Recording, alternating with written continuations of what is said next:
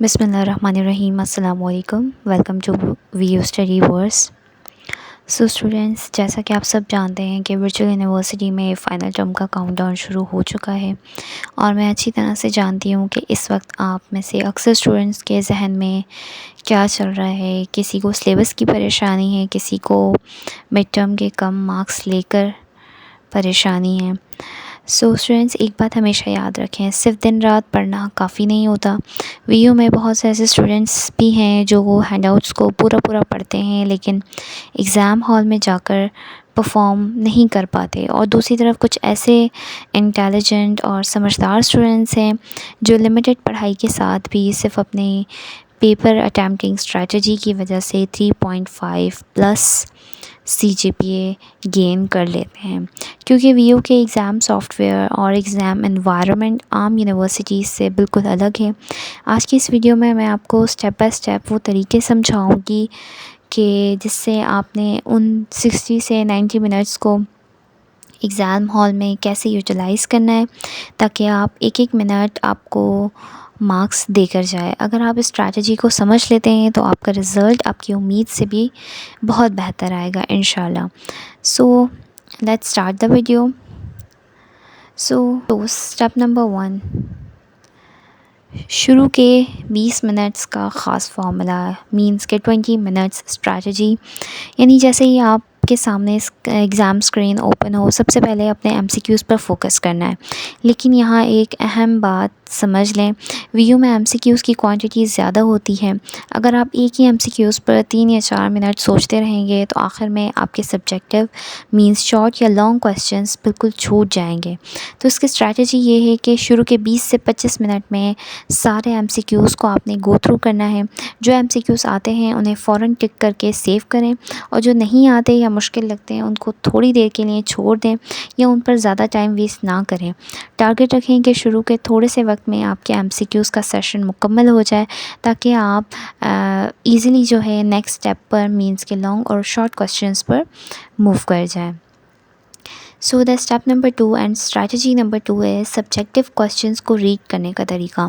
MCQs के बाद जब आप सब्जेक्टिव पोर्शन पर आएँ तो जल्दबाजी में पहले सवाल का जवाब लिखना शुरू ना करें।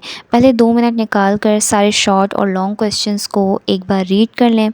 इसका फ़ायदा क्या होता है? इसका फ़ायदा सबसे ये फ़ायदा होता है कि हमारा ब्रेन जो होता है एक नेचुरल प्रोसेसर है।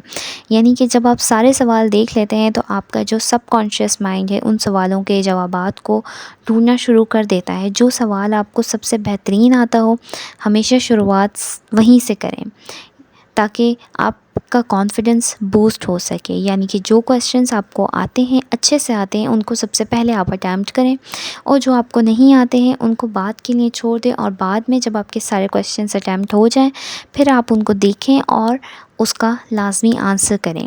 क्योंकि जो क्वेश्चंस आपको आते हैं उस पर आप कॉन्फिडेंट होंगे तो आप नेक्स्ट क्वेश्चंस को भी अच्छे से अटैम्प्ट कर पाएंगे। So the strategy number 3 is point two point answer writing. यानी कि अक्सर स्टूडेंट्स सोचते हैं कि वीयू में लंबे लंबे पैराग्राफ्स लिखने से मार्क्स मिलते हैं, जो कि ये एक बहुत बड़ी गलतफ़हमी है। वीयू के जो पेपर चेकर्स होते हैं उनके पास एक सॉल्यूशन की होती है। वो आपके लंबे लंबे पैराग्राफ्स को नहीं पढ़ते, वो सिर्फ कीवर्ड्स ढूंढते हैं। इसीलिए हमेशा अपने आंसर्स को बुलेट पॉइंट्स पे लिखें। अगर 3 नंबर का सवाल है तो 3 क्लियर और सॉलिड पॉइंट्स लिखें।